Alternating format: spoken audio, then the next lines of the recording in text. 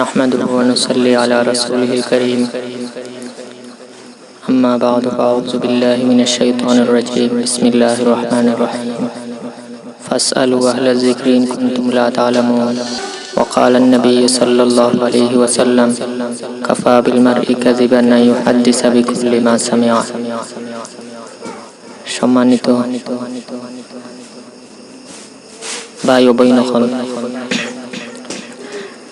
আল্লাহর নবী পাক সাল্লাল্লাহু আলাইহি ওয়াসাল্লামের মহান বাণী হলো মানুষের মিথ্যাবাদী হওয়ার লাগে এটাই যথেষ্ট যে সকল শোনা কথা অন্যর কাছে বর্ণনা করা। তাই যে সকল ভাই বোন হোয়াটসঅ্যাপ বা ফেসবুকে কোনো কথা দেখে সামনে অন্যের কাছে শেয়ার করে ইহার সত্য মিথ্যা কিছু যাচাই না করে তাহারাও এই হাদিসের এই ধমকির আওতায় আসে যায়। তাই সকল মুসলমানের জন্য প্রয়োজনীয় যে সকল কথা চাহে দ্বীনি মাসাইল হোক বা অন্য কোনো কথা হোক, যতক্ষণ যাচাই করে তার সত্যতা প্রমাণিত না হয় অন্যর কাছে বর্ণনা না করা। শরীয়তের মাসাইল, দ্বীনি মাসাইল সমূহ জানার পুরানো তরিকা, পুরানো পদ্ধতি যাহা নবী পাক সাল্লাল্লাহু আলাইহি ওয়াসাল্লামের যুগ থেকে চলে আসছে। যে যখনই আম জনসাধারণের কোনো মাসলার প্রয়োজন হয়, কোনো সমস্যার সম্মুখীন হন, তখন নিজের এলাকার কোনো বিজ্ঞ আলিমের কাছে গিয়ে এই মাসলার সঠিক উত্তর জানার চেষ্টা করে। এই পদ্ধতি অনেক আগে থেকে শুরু হয়ে চলে আসছে এবং এটাই আসল। কিন্তু বর্তমানে যখন ইন্টারনেটের ব্যবস্থা সহজ থেকে সহজ হতে চলে যাচ্ছে, তখন আম জনসাধারণ এলাকার কোনো বিজ্ঞ আলিমের কাছে গিয়ে নিজের মাসলা জানার চেষ্টা করতে প্রস্তুত নাই। যখনই কোনো মাসলার সম্মুখীন হন তখন গুগল, ইউটিউব দ্বারা এই মাসলার সঠিক উত্তর জানার চেষ্টা করে এবং বিভিন্ন সময় শুধু উত্তর দেখে এর উপরে আমল করে থাকেন বা অন্যর কাছে শেয়ার করে থাকেন, অথচ উত্তর প্রদানকারী সঠিক পরিচয় জানার চেষ্টা করেন না। যে উত্তর প্রদানকারী যে মানুষ, তাহার সঠিক পরিচয় কি, কোন ফিরকার সাথে তাহার সম্পর্ক, এটাই কিছুই না জেনে শুধু তাহার উত্তর উপরে নিজে আমল করেন এবং অন্যর কাছে শেয়ার করেন, যাহার ফলে অনেক সময় নিজেই ভুল পথে চলার বা অন্যকে ভুল পথে চালানোর গুনাহ মাঝে লিপ্ত হন। তাই আম জনসাধারণের এই দ্বীনি ফিতনা থেকে আম জনসাধারণকে বাঁচানোর জন্য বিভিন্ন জায়গায় উলামায়ে কেরামগণ গ্রুপের মাধ্যমে আম জনসাধারণের প্রয়োজনীয় মাসলার উত্তর দেওয়ার চেষ্টা করে। আল্লাহ তাআলা সবার এই প্রচেষ্টাকে কবুল করেন। আমাদের এই ক্ষুদ্র প্রচেষ্টা এই জন্যই যে যাহাতে আম জনসাধারণ এই ভুল ভ্রান্তির শিকার না হয়, সঠিক মাসাইল সম্পর্কে ওয়াকিফ হন, এই লক্ষ্যেই এই ক্ষুদ্র প্রচেষ্টা শুরু করা হচ্ছে। তাই যে সকল ভাই বোনের কাছে এই খবর পৌঁছে যাচ্ছে এবং তারা এই হোয়াটসঅ্যাপ নাম্বার নোট করেন যে হোয়াটসঅ্যাপ নাম্বার হলো 7399595642। এই হোয়াটসঅ্যাপ নাম্বার নোট করে নেন এবং যখন কোনো জরুরি মাসাইল এর সম্মুখীন হন তখন শুধু মাসলা জানার জন্য এই হোয়াটসঅ্যাপ নম্বরে নিজের প্রয়োজনীয় মাসাইল সমূহ সেন্ড করবেন। এবং দলিল জানার দলিলের পিছে পড়ার চেষ্টা করা আম জনসাধারণের জন্য উচিত নয়। কারণ আম জনসাধারণের জন্য শুধু জরুরি হলো মাসালা জানাই, তার উপরে আমল করা। দলিল বোঝার এই সালাহিয়ত বা যোগ্যতা আম জনসাধারণের মধ্যে নেই। যদি কোনো আলিম দলিল দিয়ে থাকেন তবু এই দলিল আম জনসাধারণ বুঝতে পারবে না। এই দলিল বোঝানোর জন্য অন্য আলিমের কাছে যাওয়ার প্রয়োজন। তাই আম জনসাধারণের জন্য দলিল জানার চেষ্টা করা ঠিক না, এবং নিজের প্রয়োজনীয় মাসাইল সমূহ জানার চেষ্টা করা, অপ্রয়োজনীয় জিনিসগুলো জানার চেষ্টা করাও ঠিক নয়। নিজের সময়কে অযথা নষ্ট করা হবে। আজকের কিছু জরুরি মাসাইল সমূহ। মাসলা হলো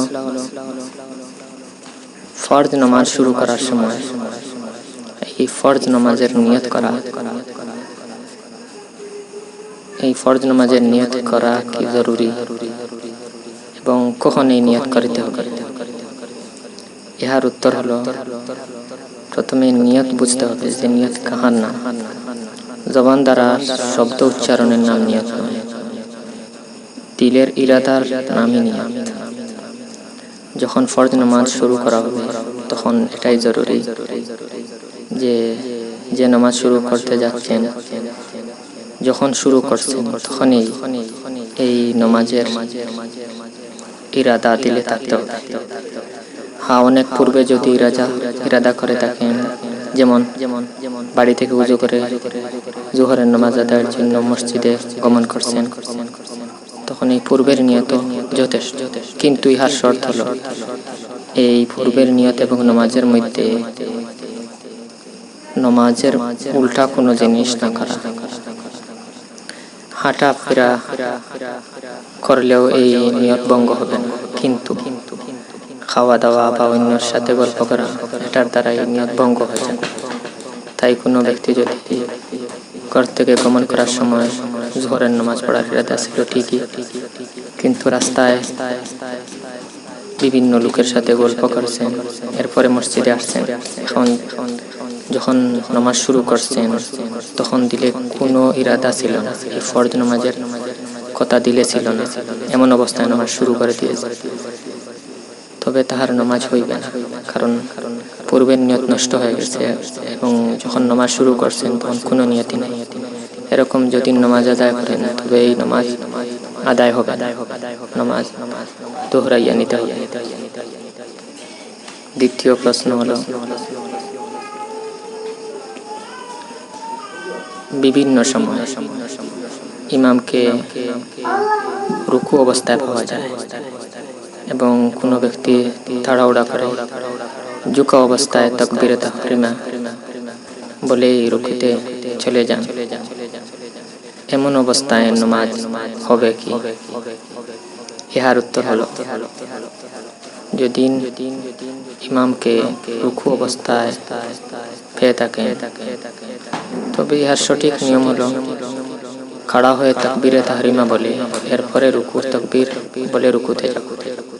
কিন্তু কোনো ব্যক্তি যদি এরকম না করে এবং শুধু তাকবীরে তাহরিমা বলে রুকুতে চলে যান তবে নামাজ হবে, কিন্তু ইহার শর্ত যে খাড়া অবস্থায় তাকবীরে তাহরিমা পূর্ণ করতে হবে।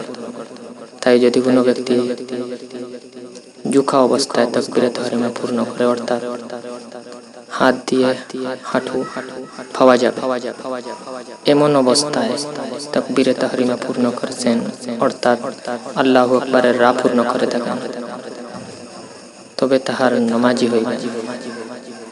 কারণ ফরজ নামাজ বা ওয়াজিব বা ফজরের সুন্নতি মুআক্কাদা নামাজের তাকবীরে তাহরিমার শর্ত হলো খাড়া অবস্থায় তাকবীরে তাহরিমা বলা। এই ঝুঁকা অবস্থায় অর্থাৎ হাত দিয়ে হাঁটু পাওয়া যাবে এমন অবস্থায় তাকবীরে তাহরিমা বললে নামাজ হবে। তৃতীয় প্রশ্ন হলো, শুধু যদি নামাজের সেজদায় নারী হোক বা পুরুষ যদি নাক না লাগে সেজদা করে থাকেন তবে নামাজ হইবে কি? ইহার উত্তর হলো নামাজে পেশানি, কপাল এবং নাক দুটা দিয়ে সেজদা করতে হবে, কিন্তু পেশানি লাগানো, পেশানির কোনো এক অংশ লাগানো ফরজ এবং বেশিরভাগ অংশ লাগানো ওয়াজিব। তেমনি নাকের এই শক্ত জায়গা করে সেজদা করা ওয়াজিব। তাই কোনো ব্যক্তি যদি ভুলবশত নাকের এই শক্ত জায়গা না লাগিয়ে সেজদা করে থাকেন এবং কোনো ওজর না থাকে, তাহলে তাহার এই নামাজে সেজদায় সহকারী করে নিতে হবে। এবং ইচ্ছাকৃতভাবে যদি কোনো ওজর ছাড়া নাকের শক্ত জায়গা সেজদায় না লাগিয়ে থাকেন তবে এই নামাজ দোহরাইয়া নিতে হবে। চতুর্থ নম্বর প্রশ্ন হলো, ইমামকে যদি কায়দায় উলা বা কায়দায় আখরাত পাওয়া যায় এবং এই কায়দায় বসতেই ইমাম উঠে যান, তবে এই ব্যক্তির জন্যই তাশাহুদ পড়া জরুরি কি জরুরি নাই? ইহার উত্তর হলো, যদি ইমামকে কায়দায় উলা বা কায়দায় আখরাত পাওয়া যায় এবং এই কায়দায় মুসল্লি বসে যান তবে তাহার জন্য এই তাশাহুদ পড়ে উঠা ওয়াজিব।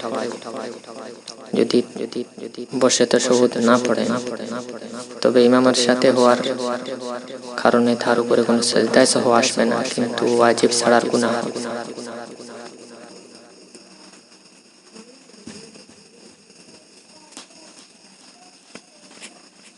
এই চারটি প্রশ্নের উত্তর দেওয়া হলো। এই সময় ইহার বিভিন্ন জরুরি মাসাইলের উত্তর দেওয়ার প্রচেষ্টা করো। আল্লাহ তাআলা এই প্রচেষ্টাকে কবুল করুন। আসসালামু আলাইকুম ওয়া রাহমাতুল্লাহি ওয়া বারাকাতুহু।